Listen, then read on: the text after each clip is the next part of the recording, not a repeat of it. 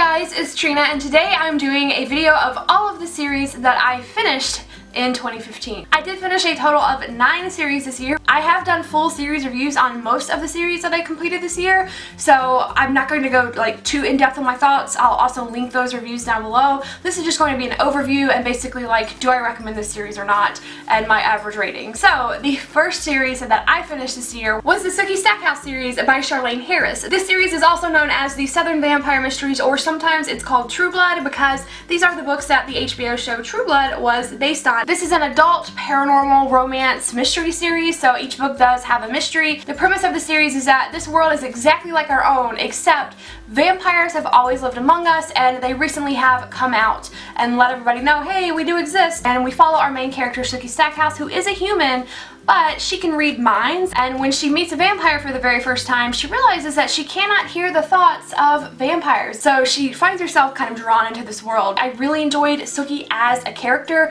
I thought she was pretty refreshing in an adult series because she's really got this southern charm and naivety and innocence to her, and I just feel like she grounded the series. My ratings for the books, I think they all ranged between 3 and 5 stars, and the overall average was 4.3. I would recommend it to anyone who does like adult paranormal mysteries, but if you're kind of just over paranormal and vampires, it would be one to skip. But if you like the TV show True Blood, definitely check out the books. I think you would like them too. The books and the show were very different from each other. Next, I finished the Sailor Moon manga series this year. I grew up watching the English anime, and I have to say that I really enjoyed the manga so much more. There are like 4 or 5 different story arcs within this series. I really enjoyed the first 2 story arcs, and the last 2 story arcs I felt were the weakest, so I gave a few low ratings in there, so my overall series rating averages out to be about a 3.8. The illustrations are black and white, but they are so beautiful and intricate, and this story is just a really touching story about love and destiny, so if you like those things, I would highly recommend it. Next, I finished the Lion Game series by Shepard. There are 6 books in total. I don't own all of them, but there are 6 in total. This is a series about 2 twins who were separated at birth. When they find out about each other and plan to meet up, the day they plan to meet, one of them dies, and the other one finds herself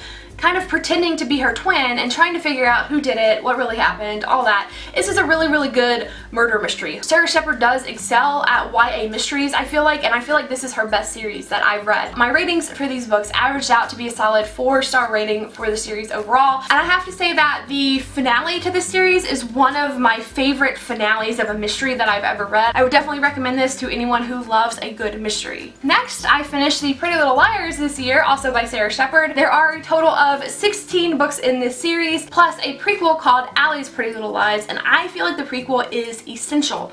But if you're gonna read it after you've read the first 8 books. So this story is about 5 girls, and one of them goes missing. And a year later, the other 4 girls in that friend group start getting these really threatening and mysterious text messages that involve secrets that only their missing friend could have possibly known. So they're trying to figure out the mystery of what happened to their friend Allie. I really enjoyed the first 8 books and the prequel, but the last half of the series I just didn't think was as strong. I feel like it kind of was getting dragged out. My overall rating for the series averages out to be 3.75 stars. I would really recommend the first 8 books, especially if you really like mysteries. I would say maybe skip it if you don't like younger YA, because these characters are age appropriate, and the first couple of books I found a little bit tough to get into because some of the situations were just pretty juvenile, and I mean that continues throughout the rest of the series, but I didn't think it was bad because it is age appropriate. I would also recommend it if you like the TV show, but the first 2 seasons stuck pretty closely to some of the books, and then it's totally different after there. Next, I finished the To All the Boys I've Loved Before duology by Jenny Han. Yes, I'm going to count this as a series because there's more than one book and they build upon each other. This is a YA romance series about a girl who has never dated anybody, but she's had a series of crushes, and every time she has a crush, she writes a love letter to them, but she seals these letters up and never sends them. She keeps them in a box under her bed, but one day the letters get sent out, of course. So the whole series is following her as she's dealing with the aftermath of this and how these boys are going to react to this confession, and so she finds herself developing actual relationships because of these, and also kind of destroying some other relationships because of her letters. I give the first book 5 stars and the second book 4 stars, so overall, as a series, it averages out to 4.5 stars. I would definitely recommend this to anyone who likes contemporary fluffy romances, and I would not recommend it for people who don't like age-appropriate characters. A lot of people think that the main character, Lara Jean, is too immature, but I thought she acted like a real 16-year-old would act, especially a 16-year-old who is from a little bit of a more sheltered culture and who has never been in a relationship before. The next series I finished this year was the Miss Peregrine's Peculiar Children's series by Ransom. This is a YA paranormal / fantasy series. The premise is that Jacob has been told these stories from his grandfather for all of his life about growing up with these kids that had these peculiar powers and abilities, and Jacob is basically going on a journey to find out were his grandfather's stories true. So Jacob kind of uncovers this world and finds out the truth behind the stories that his grandfather was always telling him. I really loved the first book in this series. I gave it 5 stars. I felt like it really captured a whimsical and magical feeling of discovering a new world.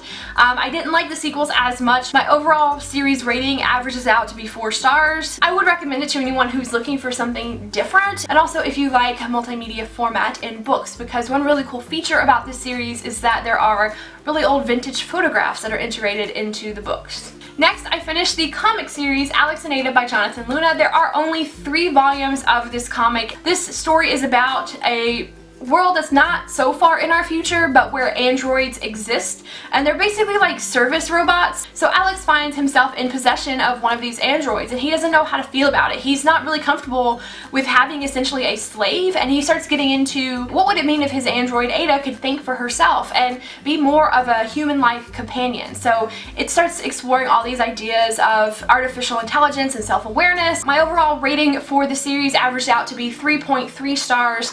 I really enjoyed the idea and the premise, but I feel like it wasn't executed to its full extent. The art style was kind of boring to me and flat, and also it ended too abruptly, and I think it's just because the comic kind of got canceled partway through and they tried to tie it up. I think it's a wonderful premise and it's explored in a really cool way and format, so I would recommend it to anyone that is into AI and robot stories. Next, I finished Percy Jackson and the Olympians by Riordan. There are 5 books total in this series. This series is where a young boy, Percy Jackson, finds out one day that he is a demigod, so he's half Greek god. He discovers he's got these cool powers, and there's this whole camp for other half-bloods, and he discovers that there is this war brewing between the Olympians and the old Titans, and he finds himself kind of wrapped up in that. And my overall rating averaged out to 3.6. I don't like it as much as I feel other people like it.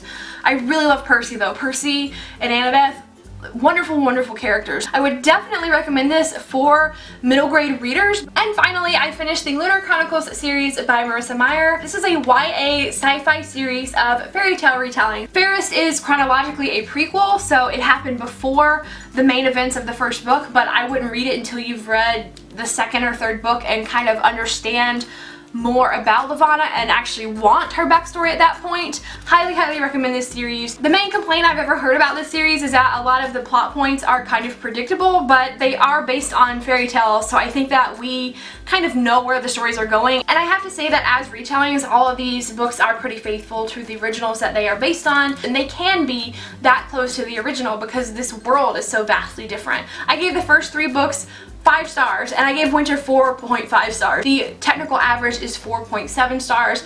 Highly recommend it, especially for anyone that loves fairy tale retellings, anyone that loves sci-fi, anyone that loves romance or great characters. This was my favorite series that I finished this year. So those are all the series I finished in 2015. I would love to hear from you guys if you finished any series this year and if you thought they were worth reading or not, or just what was your favorite one that you finished. Thank you so much for watching, and I will see you in the comments. Bye!